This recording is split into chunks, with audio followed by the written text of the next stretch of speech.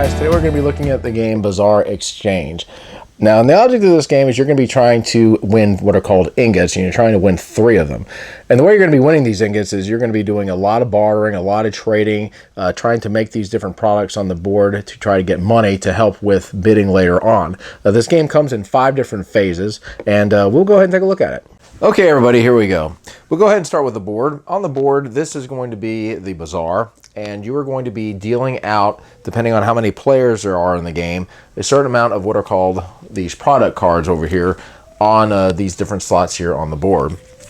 Now, what you're going to be doing throughout the game is you're going to be trying to use these object cards that you're going to be dealt that have these certain objects on them to try to make these different product cards, each that have a different amount of money. And you're going to be trying to use these product cards in order to try to bid very high in order to get what are called these ingots over here. And you're trying to collect 3 of these ingots.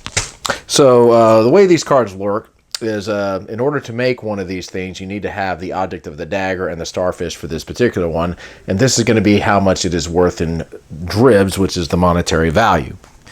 And these are the different objects that you're going to be using. Here is the starfish, for example, and you can use the starfish to build, say, this flacker mast over here, and it also has 3 other objects. There's a whole bunch of these. There's poisonous mushroom, dead rat, ancient scroll, Viking helmet, a lot of these different cards. And depending on how many players are on the game, you're going to deal a certain amount to each player. I've got this set up for a 4-player game, so I'm going to be dealing out 11 cards to each player.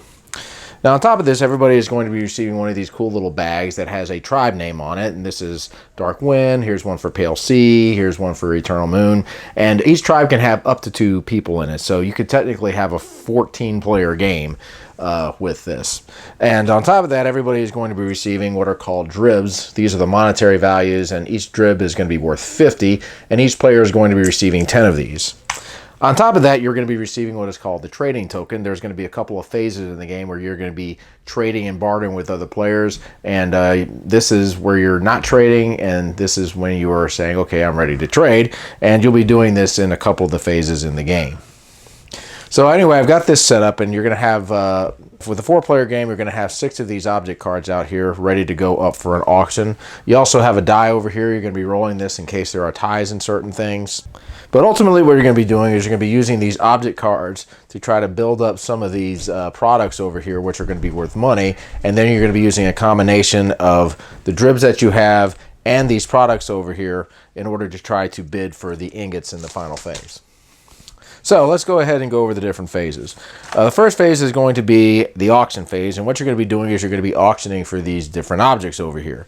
And the way auctioning works is you're going to go ahead and select an amount of dribs that you would like to bid, and you're going to put it here in your pouch. Let's just say I decide I'm going to bid 4 of these 50 drib pieces, so it'll be 200 dribs, and I'll put it here in my bag, and everybody else is going to go ahead and do the same thing. After everybody has gone ahead and put in their bid, everybody's going to go ahead and roll the die, and whoever gets the highest is going to go ahead and reveal what they have in their pouch first, and then it's going to go clockwise. So let's just say I ended up rolling the highest number, and I'll go ahead and reveal that I bid 200. And let's say I ended up winning the auction, and everybody's going to go ahead and reveal clockwise, and let's say I went ahead and won the auction. So this is going to give me the opportunity to choose which card I want. And let's just say I decide I'm going to choose the basilisk tooth over here, and then it goes to the second highest bidder, who, let's just say he chooses the dead rat. Then the third highest, let's say he chooses the pineapple, and let's say the 4th one decides he's going to choose the flintstone. And let's say it goes back to me, and I'll go ahead and choose the flintstone as my other object. The second player chooses that, and the third player chooses that. And so that basically is going to be the first phase where you're just basically getting cards. Now, you'll be able to get back some of the money that you bid. Whoever bid the lowest, say someone bid 10 or 50 dribs, everybody who bid is going to get back 50.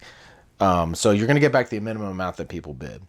Here I have a flintstone and an acorn, and right here, the Xander geese here requires a flintstone and acorn. So what I can do is I can just set these cards aside and hold them for later. But I can also get back in there, and if I want to try to make another one of these products for later, I can do that as well. The second phase is going to be the first trading phase.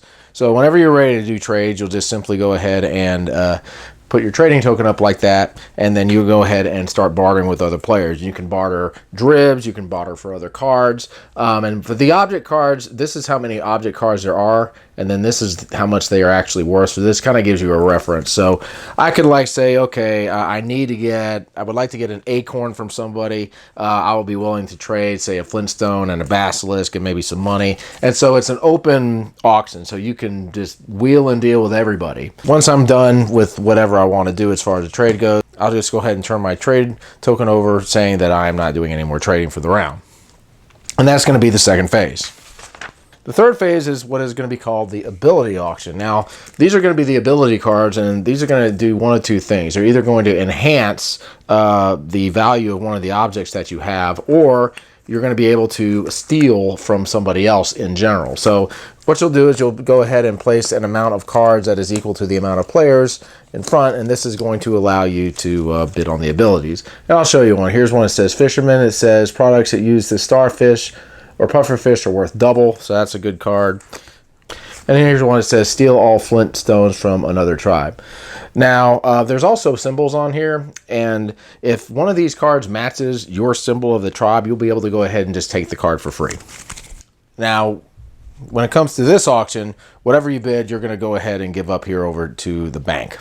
So once again, you'll just put the money that you're willing to bid here in the bag, and you'll just do what you did in the first phase, and you'll go ahead and reveal, and whoever ends up winning the bid will get to choose what he wants. So let's just say I decide I want to choose the Pied Piper, and the second highest bidder says, okay, I'll pick the Archer, and then the other two go ahead and choose what they want, and that ends the third phase. Now, anybody that has a card that allows you to steal or attack another player is going to be used immediately. So since I have the Pied Piper, this one says steal all dead rats from other tribes. So I will be able to go ahead and take everybody's dead rat with this card. And then the other cards, such as the Archer, where it says the products are worth double, you'll use this in the final phase. So in the fourth phase, once again, you're going to go ahead and have a second trading session. So everybody, once again, is going to go ahead and wheel and deal. So anyway, after the second trading phase is over, then we go to the final phase, which is going to be the Bazaar Exchange. So what's going to happen in the Bazaar Exchange is you're going to be trying to bid on these ingots over here. So any products that you've made, it's like I made these two over here, the Xander geese right here is worth 250 ingots. So I'll be able to use these two cards as money. So I could say, okay, this is worth 250 ingots because I made that, and I'll be able to use that as far as the bidding and the final thing goes. Also, any dribs that I have in here, I'll be able to use. And there's also what are called dead cards and unused object cards. A dead card is going to be a object that is not used in any of the products that are being made over here. So let's just say the starfish was not on any of these cards. This would be considered a dead card. So these cards are actually going to be worth some money depending on how many dead cards there are. If this was the only dead card in the game, this would be worth 100 dribs. So I would be able to use this card as well to try to bid for the final ingots. And then you also have the unused cards, which are cards that were not successfully combined to create a product. You can also use, and just depending on how many there are in the game, they're going to have a certain value as well. So the auction, once again, you'll go ahead and combine these. You'll combine these. Any dead cards, any unused cards, you can also use to bid. You're going to need at least 50 of these dribs to participate in the auction. You'll conceal them again. You'll go ahead and reveal your bids one at a time. Now in the first round, you're going to take turns rolling dice to see who reveals first, and then you'll just go in a clockwise direction, and you'll just continue it in that way. And whoever ends up bidding the highest is going to go ahead and receive an ingot. And they're also going to go ahead and give their bid, how much they bid, to the person that bid the second highest, meaning their cards and their money, etc. The second player is going to go ahead and put anything that he had bid back here into the bank. And all the other players that did not get either first or second are going to go ahead and take their money back. And so once you finish bidding on the first ingot, you'll go ahead and you'll do it again. And you'll just repeat the process until somebody ends up winning 3 of these ingots over here. And whoever the first player is to do that is going to win the game. And that, folks, is Bazaar Exchange. So my final thoughts on Bazaar Exchange. Well, I think anybody that likes games where you are having to bid and having to trade and having to negotiate with other players, I think are really going to like this game. This game has got like a whole bunch of different things going around with it. When you're looking at the products, you have to kind of take your time to look at each and every one of them because all of them have different requirements to make. All of them have different money amounts that they can offer you. And then, of course, you have the object cards where you're having to trade and barter and all these kind of things. And the game only takes 5 rounds to play. I mean, there's 5 phases, and that's pretty much it. The ability cards definitely add a nice element to it. And the components are pretty nice. The bags are it gives you a sense of the theme with the tribes and things like that. This game's got some strategy, a lot of bartering, a lot of trading, a lot of different things going for it if you're into that kind of game. So, yeah, I would definitely recommend this game if you are a fan of games where you're having to trade and make deals and things like that. So, guys, that's my review of Bazaar Exchange. See you later. Keep on gaming.